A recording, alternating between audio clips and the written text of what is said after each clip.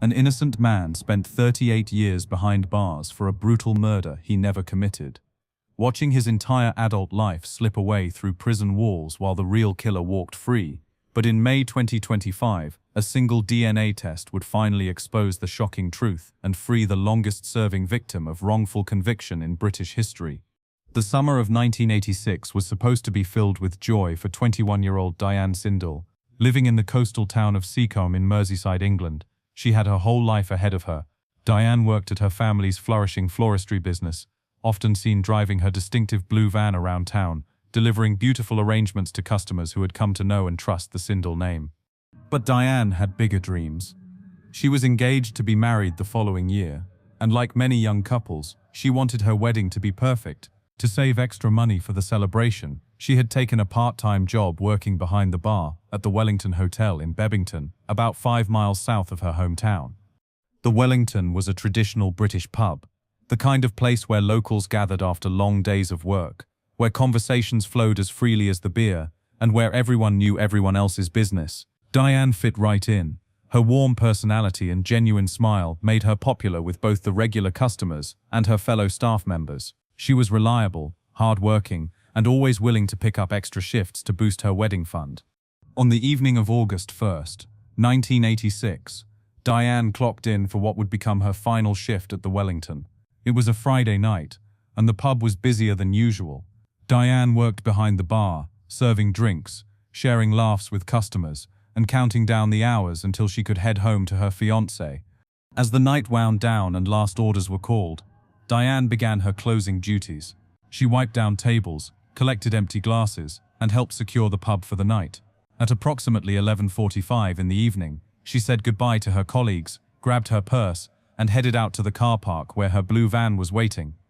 Diane had made this journey home countless times before. The route from Bebington to Seacombe was familiar, taking her through the heart of Birkenhead and along well-lit main roads.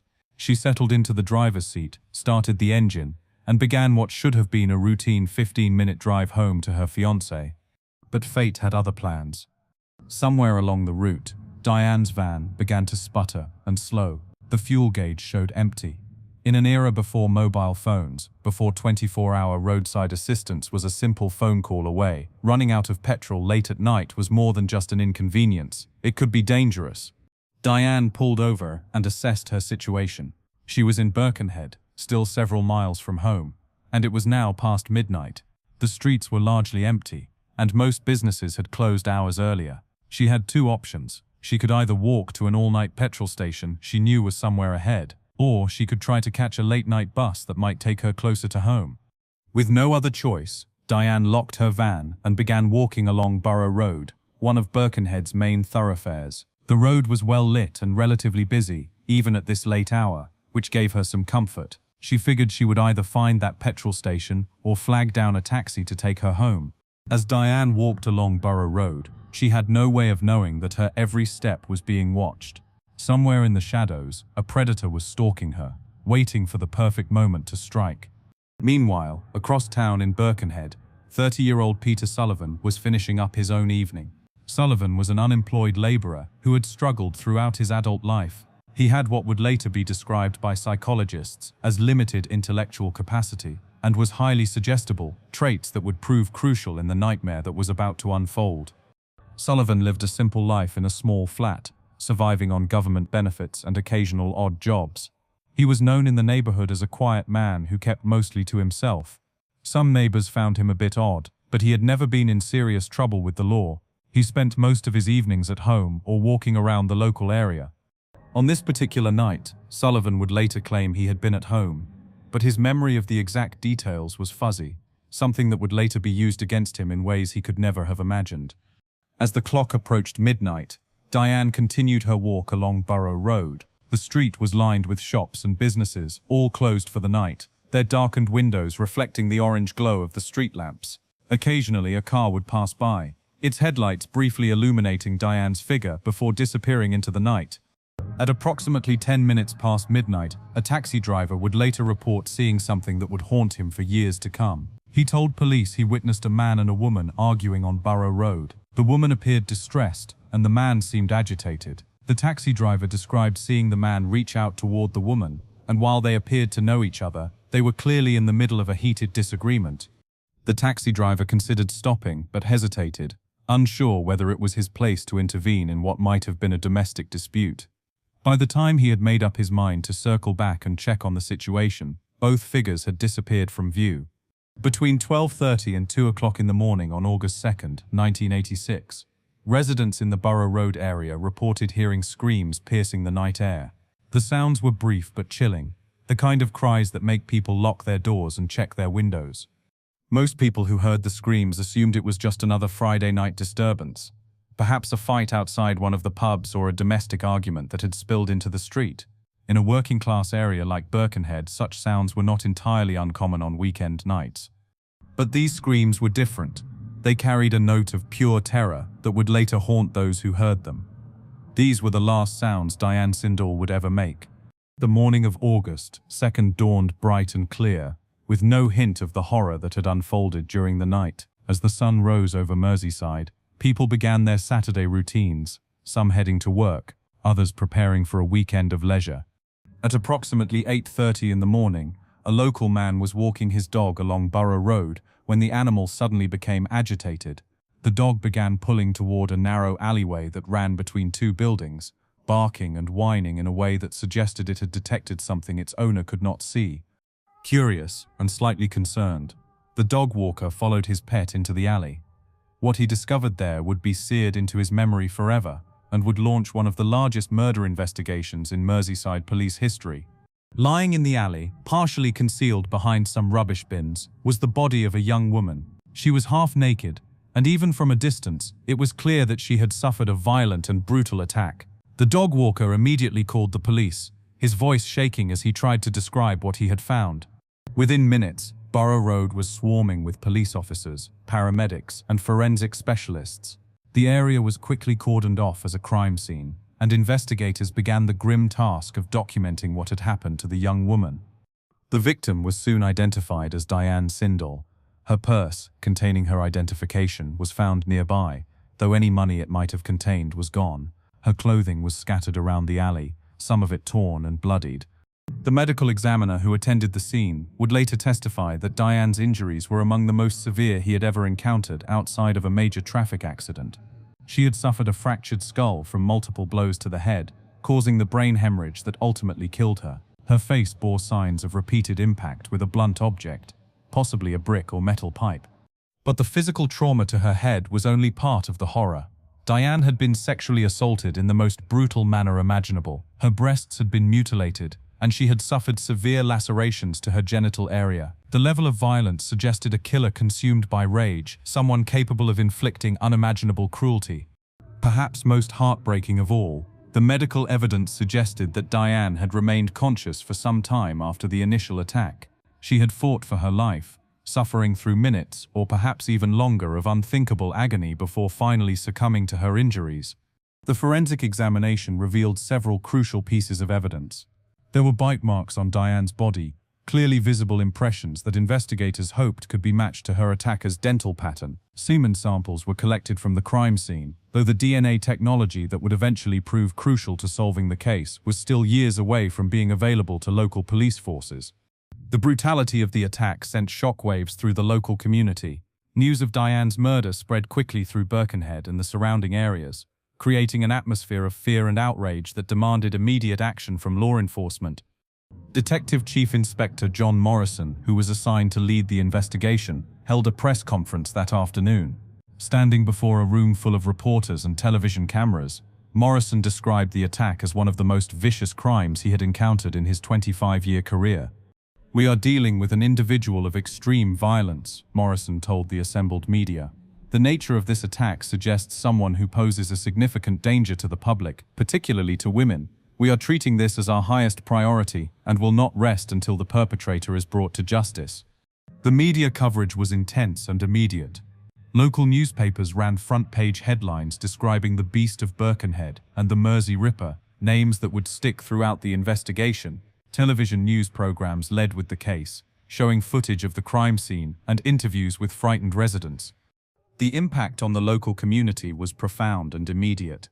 Women throughout Merseyside became afraid to venture out alone, especially after dark.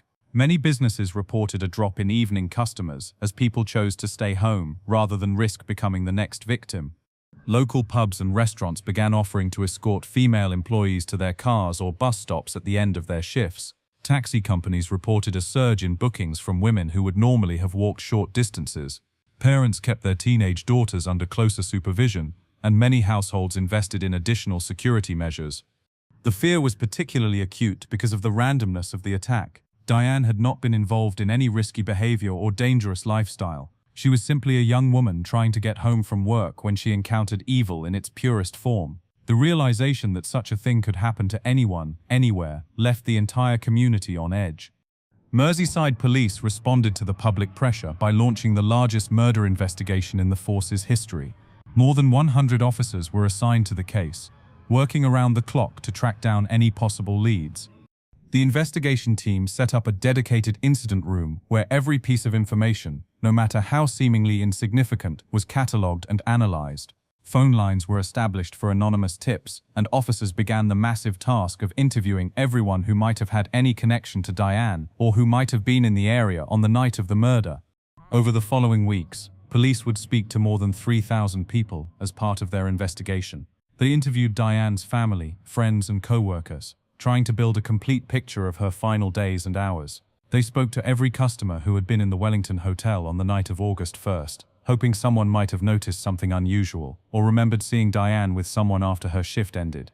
Officers also canvassed the entire Borough Road area, knocking on doors and speaking to residents about what they might have seen or heard during the early hours of August 2nd. Several people came forward to report hearing screams, helping investigators narrow down the time frame of the attack. The investigation expanded to include known sex offenders in the area, men with histories of violence against women, and anyone who had been reported acting suspiciously in the days leading up to the murder. Each lead was followed meticulously, but none yielded the breakthrough investigators desperately needed. As days turned into weeks, the pressure on the police intensified. The media continued to cover the case extensively, with daily updates on the investigation's progress. Local politicians demanded action, and community groups organized rallies calling for justice for Diane. As the investigation entered its second month, Detective Chief Inspector Morrison and his team were feeling the immense pressure to solve the case. The community's fear had not subsided, and with each passing day without an arrest, public confidence in the police's ability to catch the killer was beginning to wane. It was against this backdrop of mounting pressure that investigators began to focus on a series of seemingly minor incidents that would ultimately lead them to make the most catastrophic mistake in Merseyside police history. On the morning after Diane's body was discovered, residents living near Bidston Hill, a few miles from the crime scene, reported seeing smoke rising from the hillside. When firefighters arrived to investigate, they found Diane's clothing burning in a secluded area. The discovery suggested that the killer had taken the victim's clothes as some kind of trophy before eventually disposing of them. Several witnesses reported seeing a man running away from the area around the time the fire was discovered. The descriptions were vague and inconsistent, but one detail seemed to emerge from multiple accounts. Witnesses thought they recognized the man as someone locally known as Pete. This single piece of information would prove to be the thread that investigators would pull, leading them inexorably toward Peter Sullivan.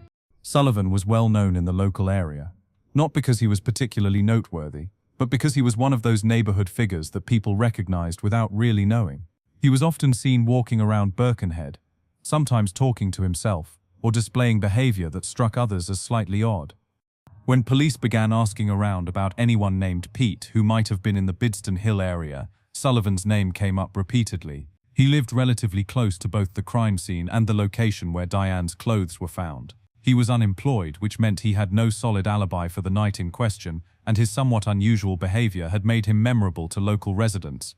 On September 23, 1986, nearly 2 months after Diane's murder, police officers knocked on Peter Sullivan's door. Sullivan answered, appearing nervous and confused when the officers identified themselves and asked if he would come to the station to answer some questions about the Diane Sindall case. Sullivan agreed to accompany the officers, later saying he thought he was simply helping with their inquiries, as many other local residents had done.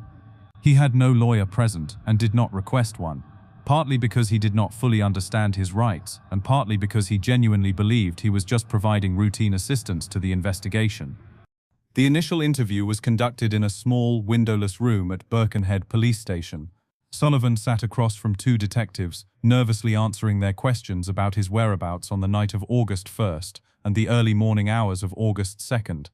This is where Sullivan's limited intellectual capacity and highly suggestible nature began to work against him in devastating ways. When asked about his activities on the night in question, Sullivan gave responses that were vague and sometimes contradictory. He said he thought he had been at home, but he could not provide specific details about what he had been doing or who might have seen him there.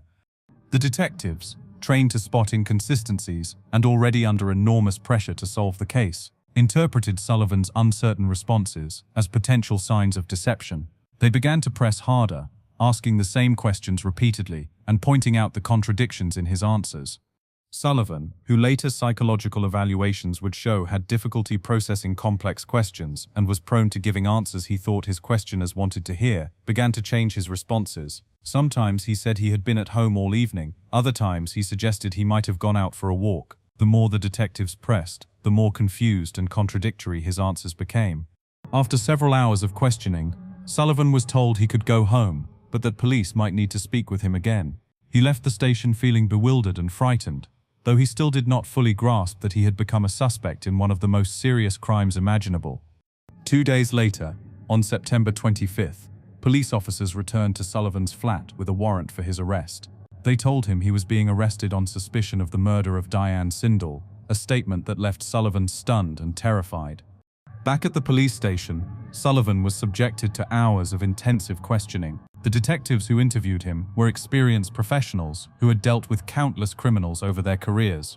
They employed psychological pressure techniques designed to break down a suspect's resistance and extract a confession. For someone with Sullivan's mental limitations, this pressure was overwhelming. He was questioned for hours without a break, without access to a lawyer, and without having what the law now requires as an appropriate adult present to ensure that someone with learning difficulties is not taken advantage of during police questioning.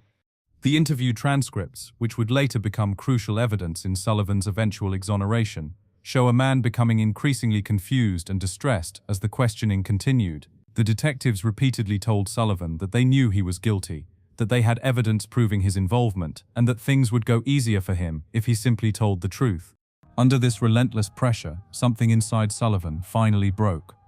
Through tears, he told the detectives that yes, he had killed Diane Sindall. The confession was rambling and largely incoherent, with Sullivan unable to provide many specific details about the crime. But for the desperate investigators, it was exactly what they needed to hear. However, Sullivan's mental state during the confession was clearly fragile. Within hours of making the admission, he began to withdraw it, saying he had only told the detectives what they wanted to hear because he was scared and confused. He insisted that he had never hurt anyone and that he did not even know who Diane Sindall was. The detectives were not deterred by Sullivan's attempts to retract his confession. They continued to question him, and incredibly, Sullivan confessed again, apparently believing that cooperating with the police was his best chance of ending the nightmare he found himself trapped in. It was only on September 25th, after Sullivan had been in custody for 2 days and had confessed twice to murder, that he was finally given access to a solicitor. The lawyer immediately advised Sullivan to retract his confessions and to answer no further questions without legal representation present. But the damage had already been done. The police had their confession, and despite the questionable circumstances under which it was obtained, they were confident they had their killer. The investigation team began building their case around Sullivan's admissions, looking for evidence that would support the confessions rather than conducting an objective analysis of all available evidence. This confirmation bias would prove to be a fatal flaw in their approach. Forensic experts were brought in to compare Sullivan's dental impressions with the bite marks found on Diane's body. The technology and methodology for bite mark analysis in 1986 was far less sophisticated and reliable than investigators realized at the time. The expert concluded that the bite marks were consistent with Sullivan's teeth, though the analysis would later be heavily criticized by modern forensic scientists. The semen samples collected from the crime scene presented a more significant challenge. DNA analysis was not yet available to local police forces, and the samples could not be definitively linked to any suspect using the technology available at the time. Investigators decided to hold on to the samples, hoping that future scientific advances might eventually allow for more conclusive testing. With Sullivan's confessions and the bite mark evidence, Prosecutors felt they had enough to bring the case to trial. Sullivan was formally charged with the murder of Diane Sindall and was remanded in custody to await his day in court. As news of the arrest spread through the community, there was a collective sense of relief that the monster who had terrorized Merseyside had finally been caught. Few people questioned whether the police had gotten the right man, and those who did express doubts were quickly dismissed as bleeding hearts who did not understand the realities of police work. Sullivan's family, however, knew that something was terribly wrong. They had lived with Peter all his life and knew his limitations, but they also knew his character. Despite his intellectual challenges, Sullivan had never shown any signs of violence or aggression. The idea that he could have committed such a brutal crime seemed impossible to those who knew him best. But their voices were drowned out by the overwhelming relief of a community that believed justice was finally being served. The case against Peter Sullivan moved forward toward trial, setting the stage for one of the most tragic miscarriages of justice in British legal history. The trial of Peter Sullivan began at Liverpool Crown Court in early 1987, nearly 1 year after Diane Sindall's brutal murder. The case had remained in the public eye throughout the intervening months, with regular media coverage keeping the community's desire for justice at a fever pitch. The prosecution, led by a senior barrister with an impressive track record of securing convictions in major cases, presented what they believed was a compelling case against Sullivan. Their argument rested primarily on two pillars: Sullivan's confessions to police and the forensic evidence allegedly linking him to the crime scene. The prosecutor painted a picture of Sullivan as a dangerous predator who had stalked Diane Sindall through the streets of Birkenhead before subjecting her to a horrific attack. They argued that his confessions, despite his subsequent attempts to retract them, represented moments of genuine remorse when the weight of his guilt had become too much to bear. The bite mark evidence was presented as scientific proof of Sullivan's involvement. The forensic odontologist testified that the bite marks on Diane's body were consistent with Sullivan's dental pattern, though he acknowledged that the analysis was not as precise as fingerprint identification. The prosecution also highlighted the inconsistencies in Sullivan's account of his whereabouts on the night of the murder, suggesting that his inability to provide a clear alibi was evidence of his guilt. They argued that an innocent man would have been able to account for his time, while Sullivan's vague and changing responses indicated he was trying to conceal his involvement in the crime. Sullivan's defense team faced an uphill battle from the start. Public opinion was heavily against their client, and the prosecution's case, while not overwhelming, appeared substantial enough to secure a conviction. The defense strategy focused on challenging the reliability of Sullivan's confessions and questioning the scientific validity of the bite mark evidence. Sullivan's solicitor argued that the confessions had been obtained under duress from a man with limited intellectual capacity who was vulnerable to pressure and suggestion. They presented evidence of Sullivan's learning difficulties and called expert witnesses to testify about his psychological state. A forensic psychologist who examined Sullivan testified that he was indeed highly suggestible and had difficulty distinguishing between reality and what others told him was true. The psychologist explained that people with Sullivan's profile were particularly susceptible to making false confessions when subjected to intensive police questioning. The defense also challenged the bite mark evidence, arguing that the science behind such analysis was far less reliable than the prosecution claimed. They pointed out that bite mark comparison was a relatively new forensic technique that lacked the rigorous validation of more established methods like fingerprinting. However, the defense faced a significant obstacle in the form of public sentiment. The community's desire for justice in Diane Sindall's case was overwhelming, and many people saw any attempt to defend Sullivan as an attack on Diane's memory and her family's suffering. The trial lasted several weeks, with testimony from dozens of witnesses, including police officers, forensic experts, and character witnesses for both the victim and the defendant. Throughout the proceedings, Sullivan maintained his innocence, testifying in his own defense that his confessions had been the result of fear and confusion rather than genuine guilt. When Sullivan took the stand, his demeanor was nervous and uncertain. He struggled to articulate his thoughts clearly, and often appeared confused by the complex legal language used by the attorneys. His performance did little to inspire confidence in his innocence among the jury members who were watching his every gesture and expression. The prosecution's closing argument was a masterful piece of legal theater.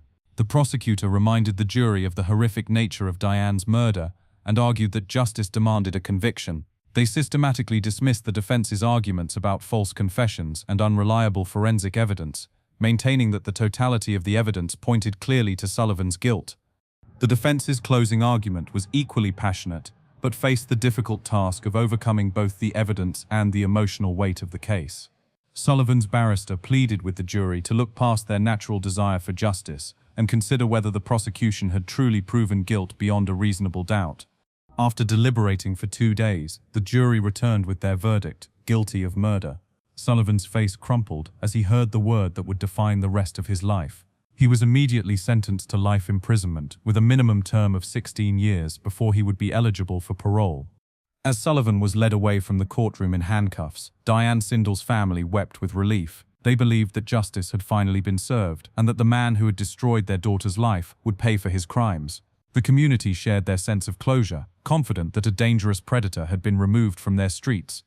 But for Sullivan's family, the verdict was devastating. They knew in their hearts that an innocent man had been convicted, but their voices carried little weight against the overwhelming tide of public opinion. They vowed to continue fighting for Sullivan's freedom, though they had no idea that their struggle would last nearly 4 decades. Sullivan was transported to a Category A prison, the highest security classification in the British prison system, reserved for the most dangerous criminals. As a convicted murderer, he was housed alongside terrorists, organized crime figures, and other violent offenders. Prison life for Sullivan was a nightmare from the very beginning. His obvious intellectual limitations made him a target for both predatory inmates and suspicious guards.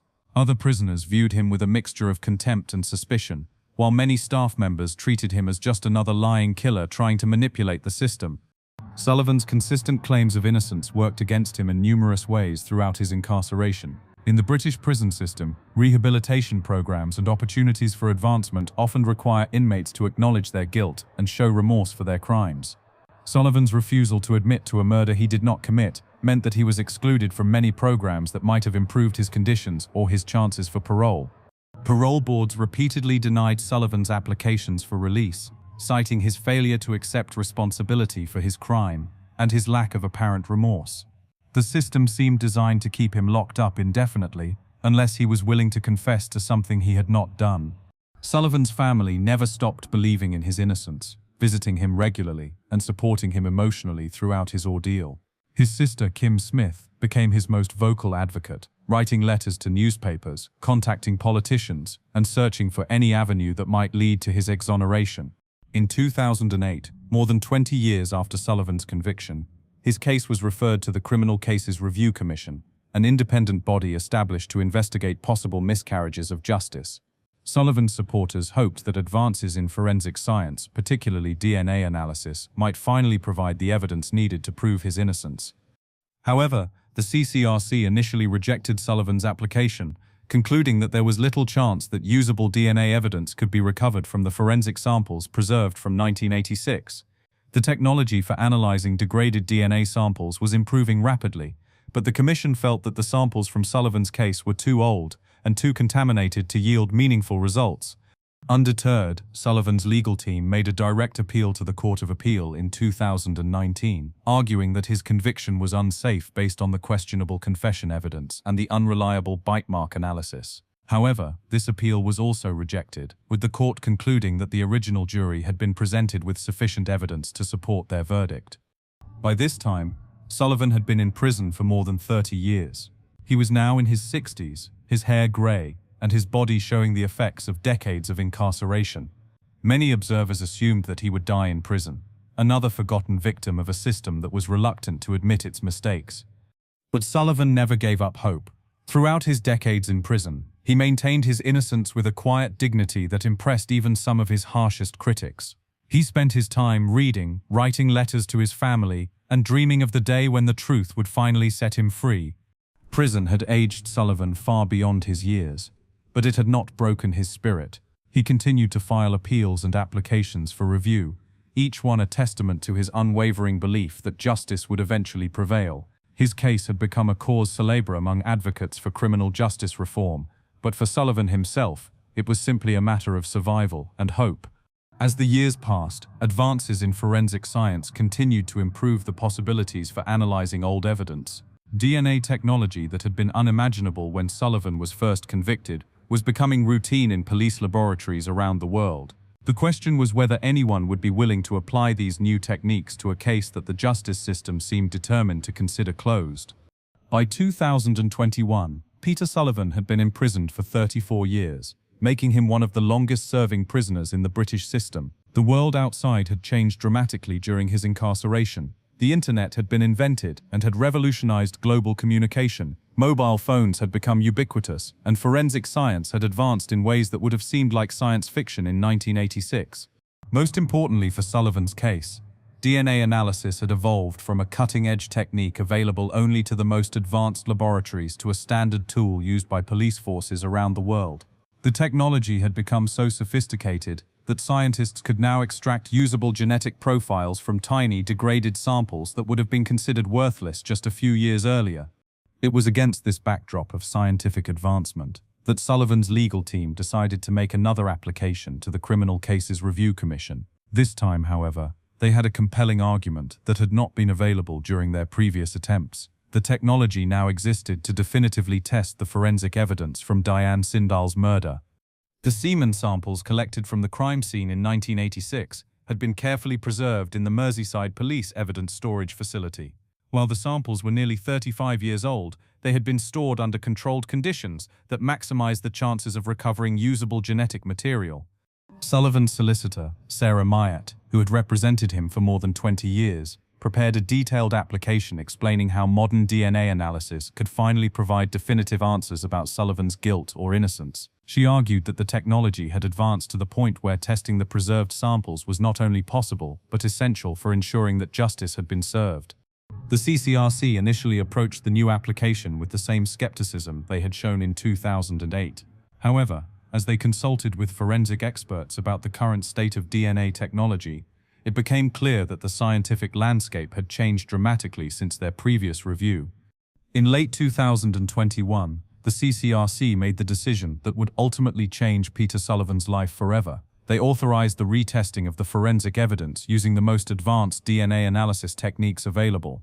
The samples were sent to a specialized forensic laboratory that had experience working with degraded genetic material. The scientists who undertook the analysis understood the significance of their work. They were potentially holding the key to either confirming the conviction of a guilty man or exonerating someone who had spent most of his adult life in prison for a crime he did not commit.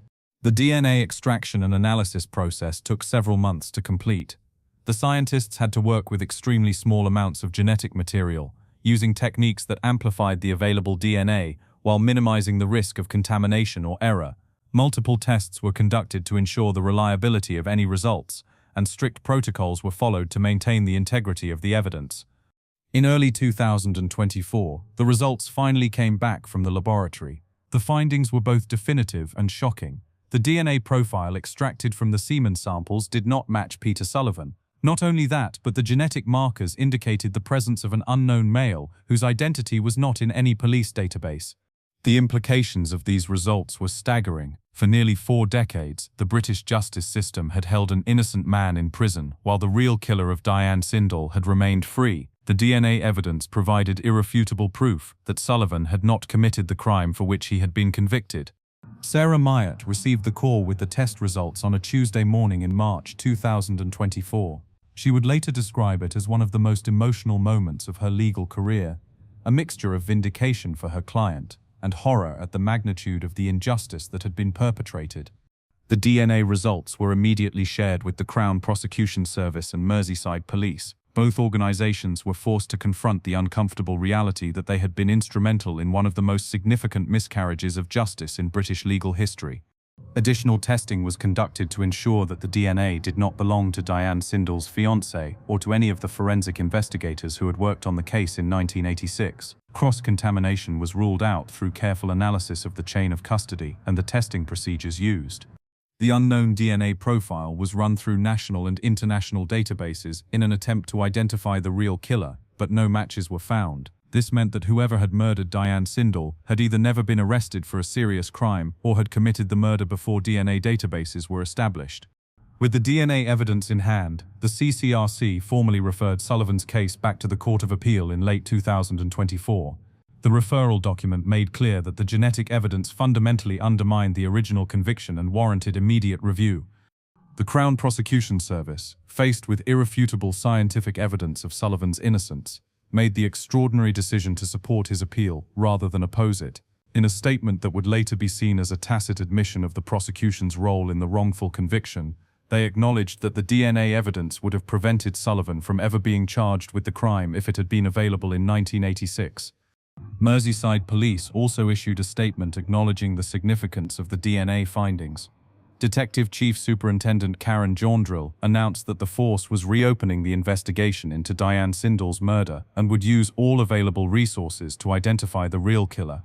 For Sullivan, who was by now 67 years old and in declining health after decades of imprisonment, the news that his case was finally being taken seriously was both exhilarating and overwhelming. He had maintained his innocence for so long that some people, including some of his own family members, had begun to wonder if he might have suppressed memories of the crime. The DNA evidence put all such doubts to rest once and for all. Peter Sullivan was innocent, and the scientific proof was irrefutable. After nearly 4 decades of proclaiming his innocence to anyone who would listen, he was finally vindicated in the most definitive way possible. As preparations began for Sullivan's appeal hearing, legal experts across Britain began to examine the case as an example of everything that could go wrong in the criminal justice system. The Sullivan case had exposed serious flaws in police interrogation techniques, forensic science, and the appeals process that had allowed an innocent man to languish in prison for most of his adult life. The stage was now set for what would become one of the most significant Court of Appeal hearings in British legal history, a proceeding that would not only free an innocent man, but also force the entire justice system to confront some uncomfortable truths about how wrongful convictions occur and persist. The morning of May 13, 2025, dawned overcast and drizzly in London, but for Peter Sullivan and his family, it was the most important day in nearly 4 decades. The Court of Appeal at the Royal Courts of Justice was preparing to hear the case that would finally determine whether Sullivan would walk free or remain imprisoned for the rest of his life. Sullivan himself was not physically present in the courtroom. At 68 years old and after 38 years in high-security prisons, he was deemed too frail to make the journey from Wakefield Prison to London. Instead, he watched the proceedings via video link from a small room in the prison, surrounded by guards who had no idea they were witnessing history in the making. The courtroom itself was packed with reporters, legal observers, and members of Sullivan's family who had waited decades for this moment. His sister Kim Smith sat in the front row, her hands clasped tightly together as she watched the judges take their seats. Lord Justice Holroyd presided over the 3-judge panel, flanked by Mr. Justice Goss and Mr. Justice Bryan. These were among the most senior judges in the British legal system, men who had seen countless appeals and who understood the gravity of the case before them. Sullivan's legal team, led by Jason Pitter, KC, rose to present their argument for why the conviction should be quashed. Pitter had spent months preparing for this moment, knowing that this might be Sullivan's last chance for freedom. "My lords," Pitter began, his voice carrying the weight of 4 decades of injustice, "we stand before you today, not merely to argue legal technicalities, but to right one of the most egregious wrongs in the history of British justice. The DNA evidence before this court proves beyond any shadow of doubt that Peter Sullivan is innocent of the crime for which he has served 38 years in prison." Pitter methodically presented the scientific evidence, explaining how modern DNA analysis had definitively excluded Sullivan as the source of the genetic material found at the crime scene. He emphasized that this was not a case of inconclusive results or competing interpretations. The science was absolute and irrefutable. The prosecution's response was unlike anything typically seen in a criminal appeal. Duncan Atkinson KC, representing the Crown Prosecution Service, rose not to defend the original conviction but to support Sullivan's appeal. "My lords," Atkinson said, "the Crown acknowledges that the DNA evidence presented in this case fundamentally undermines the safety of Mr. Sullivan's conviction. Had this evidence been available at the time of the original trial, it is inconceivable that the prosecution would have proceeded with the case." This admission sent a murmur through the packed courtroom. It was extraordinary for the prosecution to effectively concede that they had helped convict an innocent man, but the scientific evidence left them no choice. Atkinson continued, "The Crown further acknowledges that the confession evidence, which formed a crucial part of the original prosecution case, must now be viewed in light of what we know about Mr. Sullivan's intellectual limitations and the interrogation techniques employed at the time. The totality of the evidence now available makes it clear that a significant miscarriage of justice has occurred." As the legal arguments proceeded, Sullivan watched from his prison room, his emotions barely contained. For nearly 4 decades, he had dreamed of this moment. imagining what it would feel like to finally have his innocence recognized by the very system that had condemned him. The proceedings were interrupted several times as Sullivan became visibly emotional, wiping away tears and struggling to compose himself. The guards in the room with him, initially unsympathetic, began to understand that they were witnessing something extraordinary. Lord Justice Holroyd addressed the court with the gravity befitting the occasion. This case represents one of the most serious miscarriages of justice to come before this court in recent memory, he said. The question before us is not whether errors were made. That is manifestly clear. The question is how we rectify those errors, and what lessons must be learned to prevent such tragedies in the future. The judge reviewed the original evidence against Sullivan, noting how weak it appeared in hindsight. The confessions obtained from a vulnerable man with learning difficulties who was questioned without proper legal representation were clearly unreliable. The bite mark evidence presented as scientific fact in 1987 was now recognized as having serious limitations and being prone to error. Most importantly, Lord Justice Holroyd continued, we now have definitive DNA evidence that proves beyond any doubt that Mr. Sullivan did not commit this crime. The genetic profile found at the scene belongs to an unknown perpetrator who has evaded justice for 39 years while an innocent man has suffered in prison. The judge's voice grew more stern as he addressed the broader implications of the case. This miscarriage of justice raises serious questions about our criminal justice system's ability to recognize and correct its own errors. Mr. Sullivan's applications for review were rejected multiple times over the years, despite legitimate concerns about the evidence against him. We must ask ourselves how many other innocent people might be suffering similar injustices. As the hearing moved toward its conclusion, Sullivan's sister Kim found herself holding her breath. After decades of fighting for her brother's freedom, she could hardly believe that vindication was finally at hand. Lord Justice Holroyd delivered the court's unanimous decision with the solemnity it deserved. In light of the DNA evidence presented to this court, evidence that definitively excludes Mr. Sullivan as the perpetrator of this crime, we have no choice but to conclude that his conviction is unsafe and must be quashed.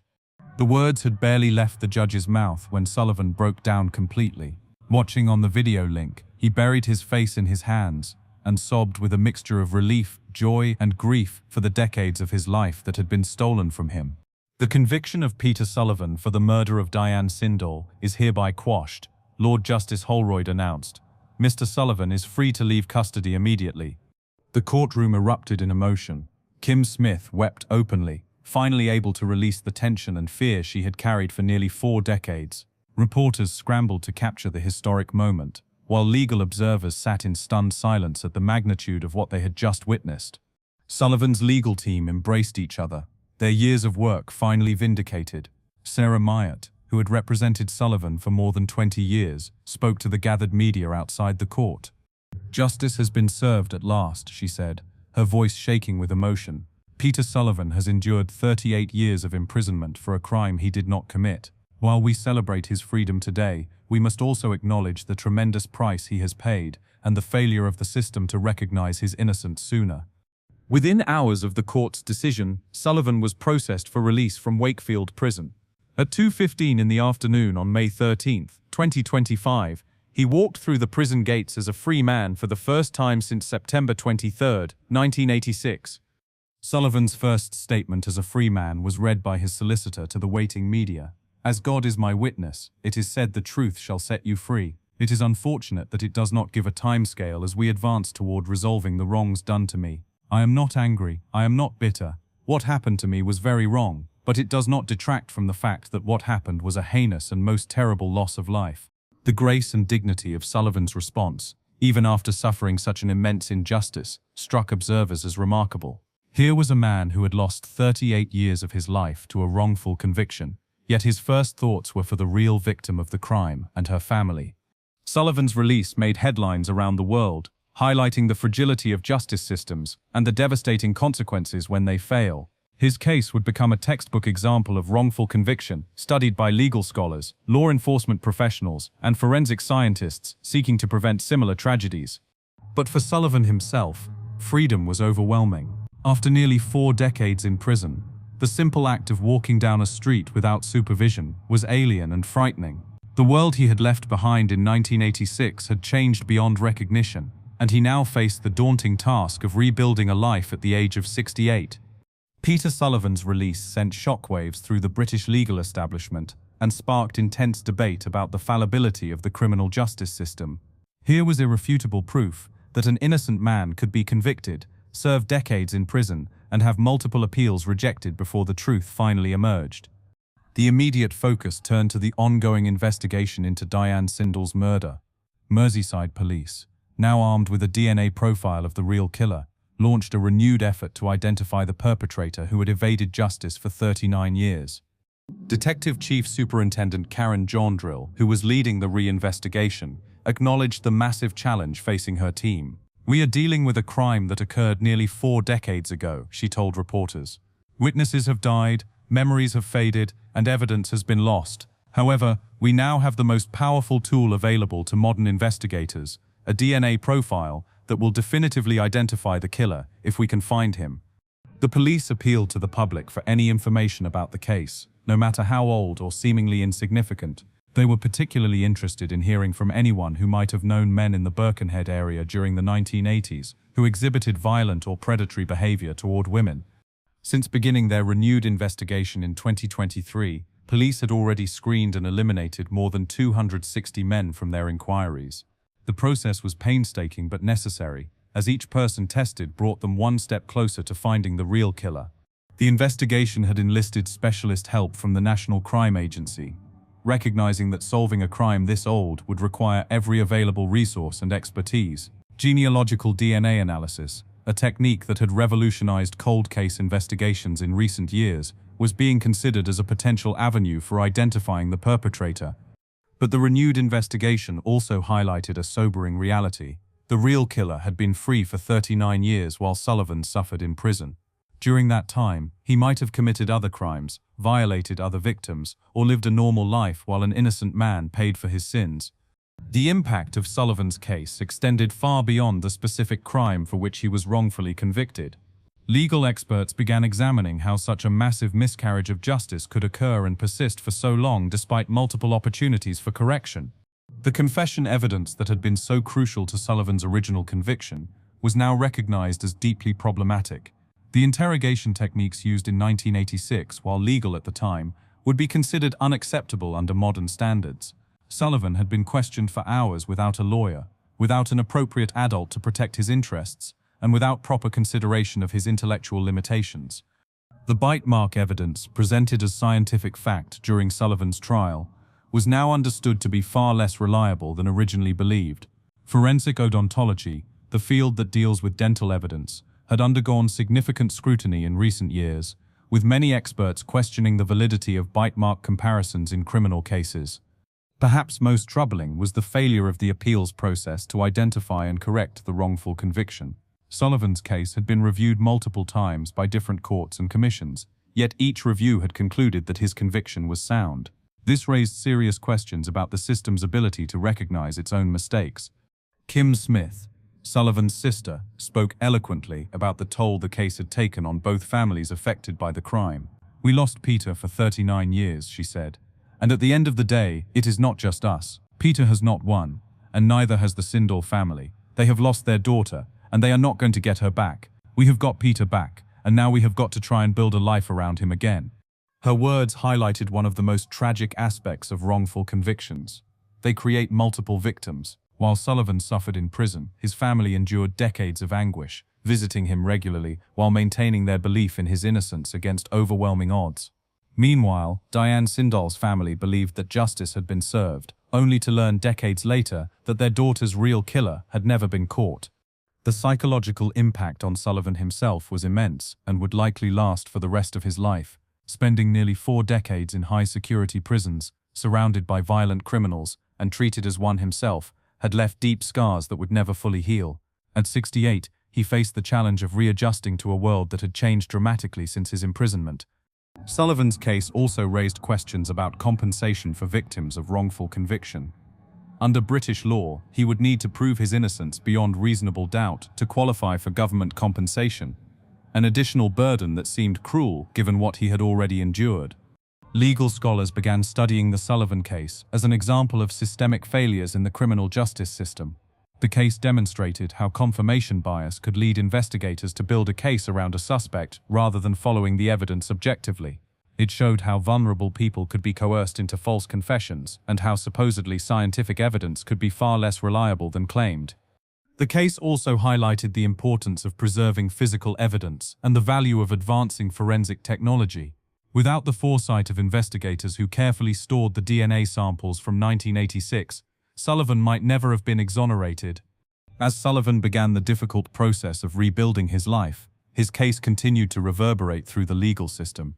Calls for reform grew louder, with advocates demanding changes to prevent similar miscarriages of justice in the future. The ongoing hunt for Diane Sindall's real killer served as a constant reminder that justice remained incomplete. While Sullivan's innocence had been proven, the person responsible for the brutal murder was still out there, possibly living a normal life while unaware that modern science had finally provided the key to identifying him.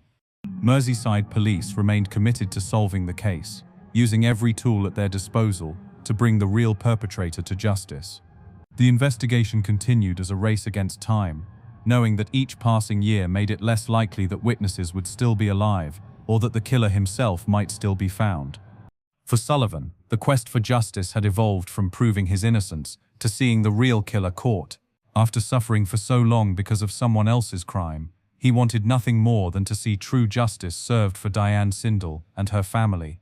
The case of Peter Sullivan serves as a powerful reminder of the importance of humility in the pursuit of justice. It shows how easy it is to make mistakes and how difficult it can be to correct them once they become entrenched in the system. Most importantly, it demonstrates the devastating human cost of wrongful convictions and the urgent need for constant vigilance to prevent such tragedies from occurring.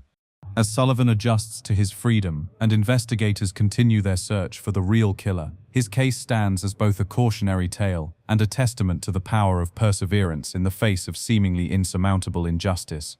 The truth, as Sullivan said, has finally set him free, but it has also opened wounds that may never fully heal and raised questions that demand answers.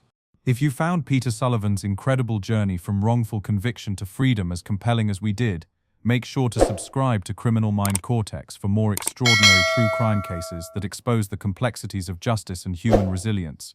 Hit that notification bell so you never miss our investigations into the most thought-provoking cases that challenge everything we think we know about guilt, innocence, and the pursuit of truth. These real-life accounts remind us that behind every headline is a human being whose life can be forever changed by the decisions we make about justice.